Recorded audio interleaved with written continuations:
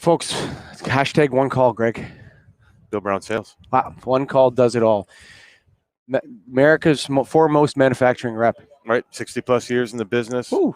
They can do everything you need them to do. Go to BillBrownSales.com, baby. That's BillBrownSales.com. Remember, one call does it all, folks. We're here with Robert Solar of BIOS Lighting. Hey, guys. Welcome. Welcome to the Strategies in Light Hello, live stream. everyone. Yeah, you Hello, are. You're everyone. live on the internet.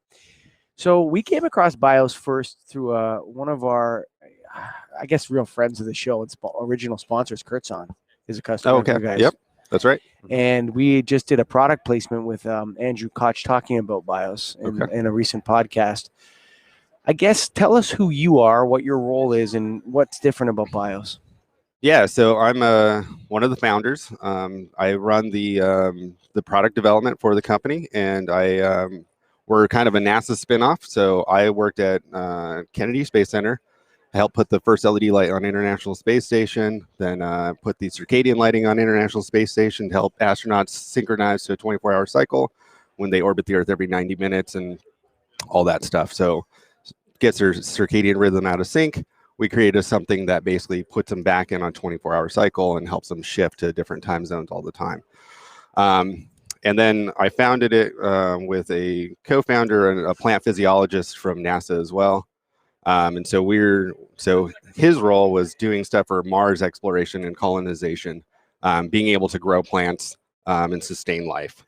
And so we're kind of a biology first company. So we've created lighting systems based on biology. So the difference between BIOS is that we're really geared on the biology and what we're trying to do. So from a circadian standpoint, we're pinpointing the biology that drives the circadian rhythms, as opposed to using maybe color tuning or something. We're spectrally optimizing it to pinpoint the photoreceptor that's driving it. On the plant side, we're looking at the photoreceptors, chlorophylls, and different ways to use spectrum to elicit different plant responses. So whether it be changing your anthocyanin production, which is important for nutritional value, or things. If you're doing stuff for cannabis, then it could change It's like some different values. Poop at the dinner table. I have 4 kids. I can't get through a dinner without someone saying poop. Yeah. It's like we can't get through a conversation about lighting without someone saying cannabis. Okay. It's one of those words. Yeah. It's like, and it's also for cannabis. Yeah.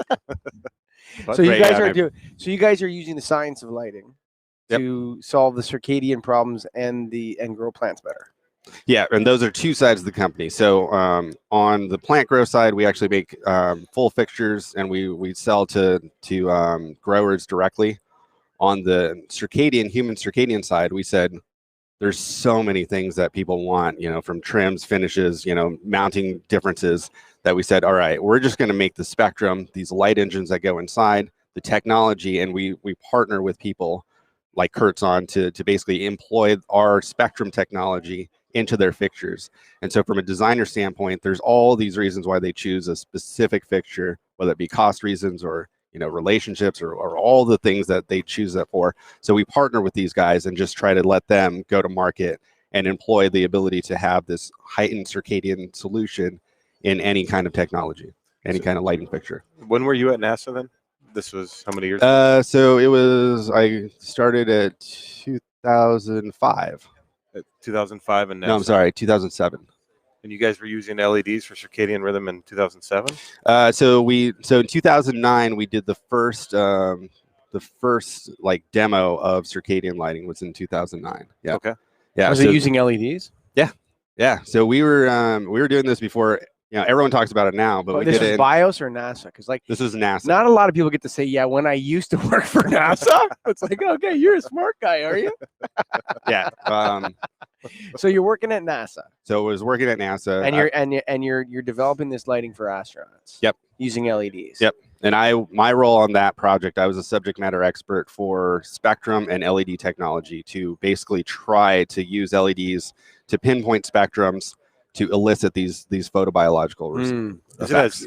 Is it or was it as simple as saying for this many hours it's going to be this Kelvin temperature and this output? This many nanometers? Yeah, I think at that time it wasn't really well known, and I think that they're still working on protocols and stuff and try to get the most efficiency out of it. But it is kind of the same premise. Bud Brainerd was the guy who was kind of the biological expert on that project. So he's been doing this for some time. And Bud Brainerd at Jefferson School of Neurology. Okay. Yeah. So we were working with him, Steve Lockley at Harvard, and a bunch of other smart people. I got a question for you. Yep. So I know how to hurt people with lighting. Like if somebody said to me, I want you to like cause people to have migraines and I want you to, cause, I could do that. I know how to get some real flickering lights in there and do some other things. I mean, casinos had lighting reverse circadian figured out a long time ago. They know if you shine vertical, bright, high Kelvin temperature light in someone's eyes, they'll give you their paycheck. Yep. Right. That's right. Yeah. It's kind of like a hypnotic trance that they put them in with the, the other effects, but also the lighting. So we know how to hurt people with lighting, right? I know how to do that. Sure. In the past, it's like, well, let's just not cause any harm with these lights. Mm-hmm. Are you saying that now, like soon or now, Greg and I, who sell lights to end users every day, are going to be able to stand in front of them and say, if you buy this solution, you will improve human health outcomes? Yeah, absolutely. Absolutely. We already understand the pathways. Already said the whole premise is brighter days and darker nights. And it really is this one photoreceptor that mainly drives this response. Sure. So if you could pinpoint that photoreceptor and provide it during the daytime, you're going to get a lot of benefits out of it. Is this universal to all humans or like people of different areas of the globe? Like, people, sort of the Nordics versus the Africans, they have different responses, or is it? So that's a great question. So it's actually ubiquitous to all life. All, like, any living organism has this photoreceptor. Literally, like, you could get like phytoplankton in the ocean that'll change its so this is the life gene relative to melanotic sky blue signal. Yeah, it's a life gene. Yep. So all life has this gene. Yeah. So as you could imagine, you're saying that every living thing has this. Yeah.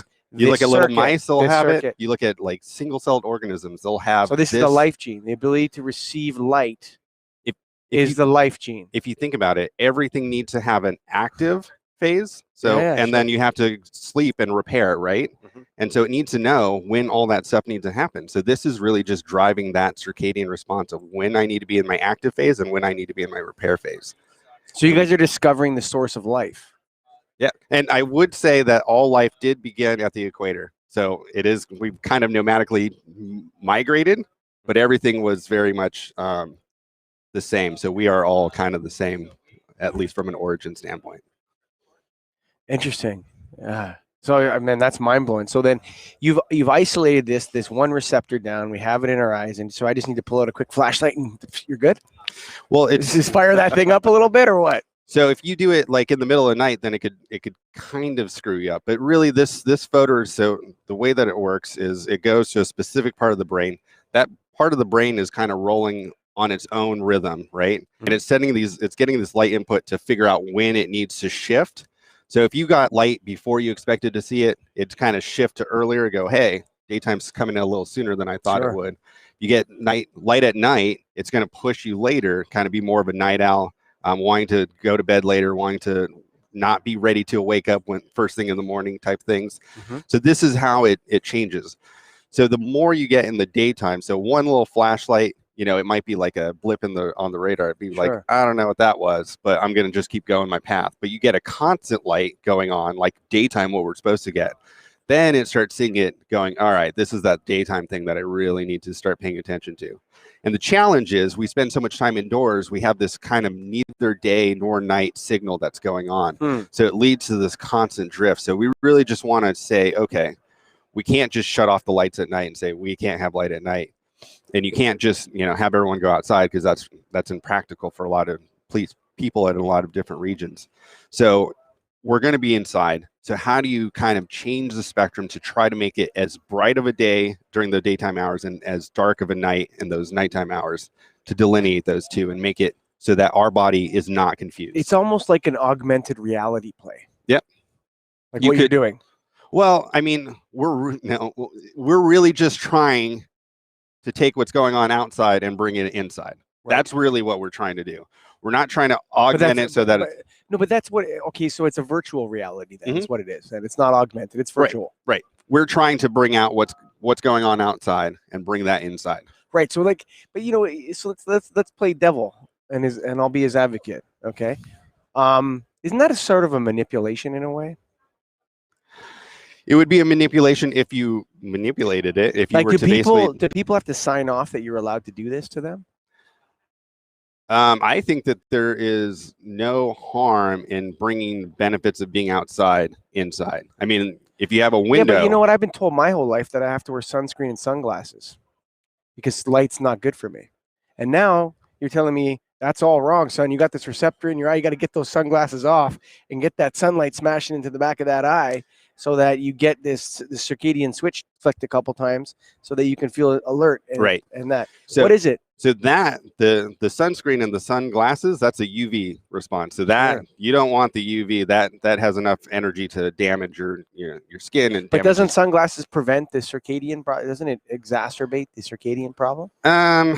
I mean, you get so much light outside, and basically what it's usually neutral, which means that it's not shifting the color too much, but it is blocking out the UV. So it's bringing the light levels down, 80%, but 80% of the 10,000 lux you get outside is pretty good. Yeah, for sure. So so it's definitely better being outside, even if you have sunglasses So on. So you're saying you're not going to have the UV with the interior lighting? Right. Yeah, we're not trying to bring in UV because that's not a good idea for interior materials. There's a lot of reasons for your eyes that we wouldn't want to do that. But there are these longer blue wavelengths that are important for us. So bringing the good, still leaving out the bad. Sure. All That's good how for you're us. Do it. Yeah. Kind of figuring out so you guys are not an LED chip manufacturer. We do make a chip. So we custom grow a die that produces this sky blue frequency that no one else makes. And then we basically created this biological optimized chip that combines with regular LEDs so that you could have the energy efficiency of regular LED, biological efficiency of our chip, and they kind of pair together. So during the daytime, you add it in. At nighttime, you pull it out. Is it something that people see? They don't see it very well. So So how are you going to know it's working? Like I go and I sell them a bunch of BIOS enabled fixtures, and they're like, "Well, it looks like the same to me." Yeah, but there's a magic nanometer thing going on in there. Yeah, you have to get a spectroradiometer to really kind of I mean, everyone has one of those handheld spectroradiometers nowadays, so it's not too hard. It's not like you have to go bring it into a lab to do it. Everyone's got these handheld guys that aren't too hard to do. But there's a little bit of a visual response. But what we try to do is try to make it and have all those benefits in color temperatures you're going to have in an office, like a 3,500 Kelvin or a 4,000 Kelvin. We spectrally optimize it to basically give you all the benefits you can in those commercially acceptable color temperatures. But you pick a Kelvin, and you can still do 35K or 4,000K or whatever you want. Yeah. So you could so if you have 4,000, it's a little bit more potent. We have a little bit more ability to give you more of that sky blue signal than 3,500 Kelvin, but we're still giving it to you in the color temperatures that you want. So somebody buys your lights, we put them in an office somewhere, and it's got BIOS, and they're running them not during the day now, they're running them at night. Does the BIOS shut itself off? Or is it calibrated with the sun or something? Right. So we did work with a control system so you could pull it out. Yeah, and you could automate those control systems all day long. They have to be automated because you could actually hurt people if you're hitting them with this stuff at the wrong times. It's possible. Yeah. So there's a little bit of a dilemma that goes in there, but it is very easy to automate. So just coming into the office and turning on the lights, we know someone's got a program and that those nanometers don't kick in, and that's connected to the gyroscope whistle dog thing that prevents that from getting blasted. It's more whistle dog. It's more like the same stuff that's going on load shedding. Like at a certain time, you kind of kick the light levels but you could actually hurt people with this. I think that no matter what, there's a lot of dumb lighting distributors. Like I'm telling you, man. Yeah, what you're talking about is needs to be implemented by someone who knows what they're doing. So the idea is that if you're in the office, it's your biological daytime, right? So if you stay late and you always stay late, that's kind of your schedule and your daytime schedule. So if you get a blast of light, just like the flashlight idea, it's not really going to change you if you get it one time. It's really kind of a consistent thing that it's trying to figure out. Remember, it's trying to figure out what day exactly. It's trying to entrain that clock And so if you're just showing up to work, you know, and you have maybe a 9 to 5 schedule, you know, so this whatever. is more like supplementation in a way. Right. It's just trying to bring in that daytime signal on a very consistent basis. And if you stay late one day, it's not going to be the end of the world. It's not going to be hurting people. That's for sure. What we do know is that what we're doing today is really not the best that we could be doing. So if we say what's hurting, I think that it's probably, there's a lot of evidence that we're probably not doing the best thing right now. So you've got the two sides. You've got the human side, and then you've got the agricultural side. On the human side of it, you're partnering with people to put in their own fixtures. Yep. On agricultural, you decided to make your own fixture. Right. What is it about BIOS as agricultural that's different than what other people have? It's the same thing. I mean, we're a biology first company, so we're looking at this from you know, what wavelengths are producing what physiological effects. We understand, you know, how to, you know, clone better than most other people. We know how to induce fruiting and flowering at certain times using different photo periods, and we know how to elicit these photomorphological effects. So we understand it at a different level than most people. Sure. I can't say that everyone's dumb and we're smart. Yeah. You know, there are a lot of smart people in this industry. So we do understand this at a pretty high level. Plants are nice because they're very simple. You put a light on them, they don't go anywhere, and you can see some dramatic effects by changing the spectrum around on them.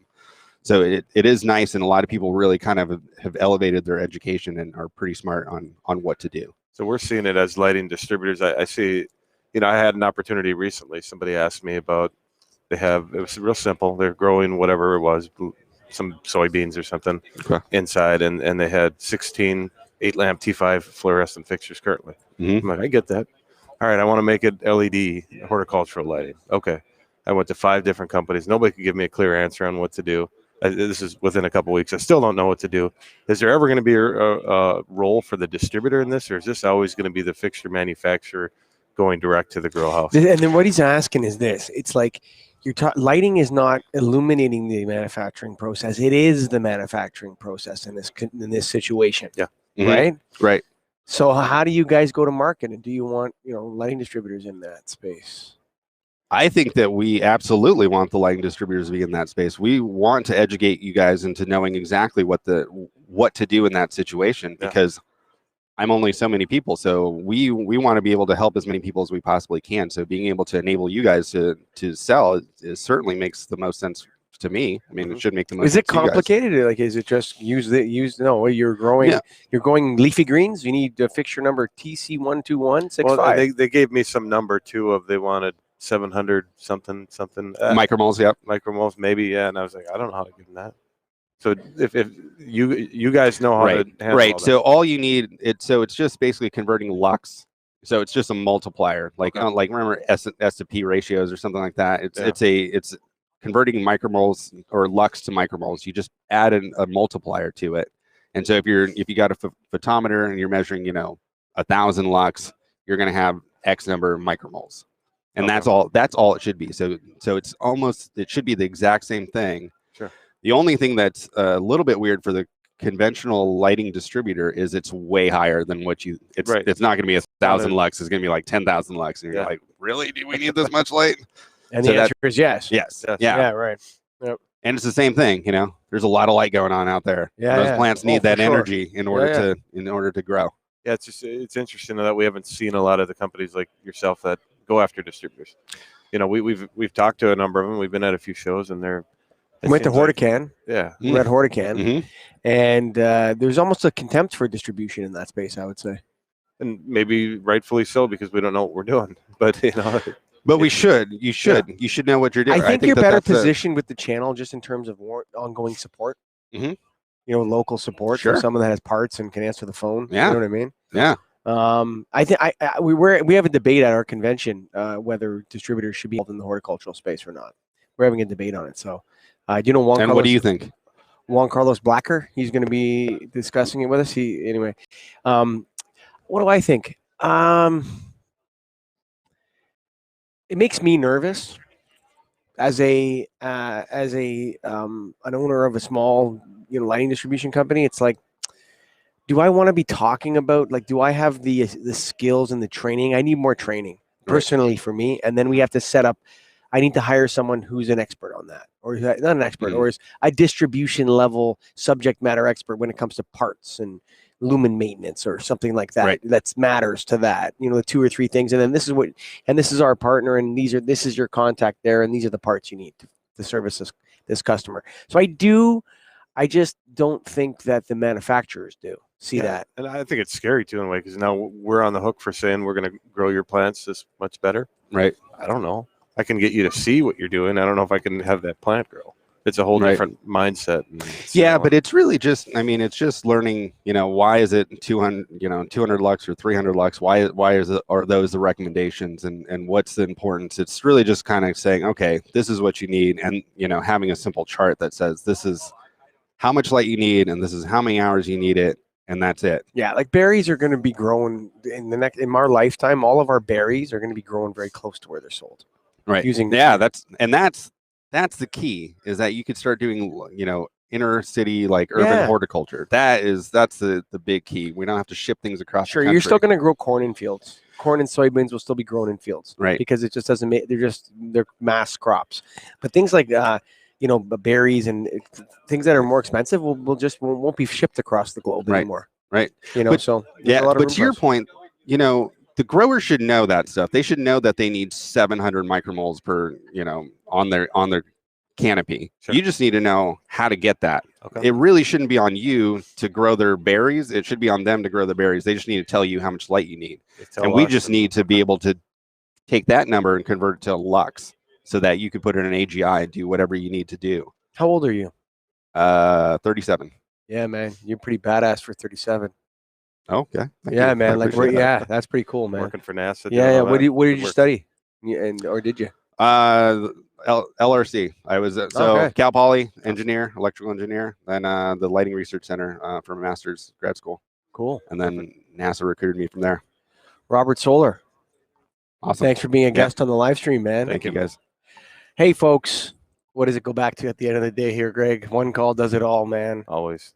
Go to BillBrownSales.com, the one call leader for all, I don't know, what is it the best way to describe it? All lighting components, anything that you need for lighting fixture, they got it. BillBrownSales.com. Thanks a bunch. You throw your website out there while we're at it. BIOS? Yep, bioslighting.com. There you go. Thanks, Robert Solar, for coming on the show, and thank you for listening. Check it out. Bye for now.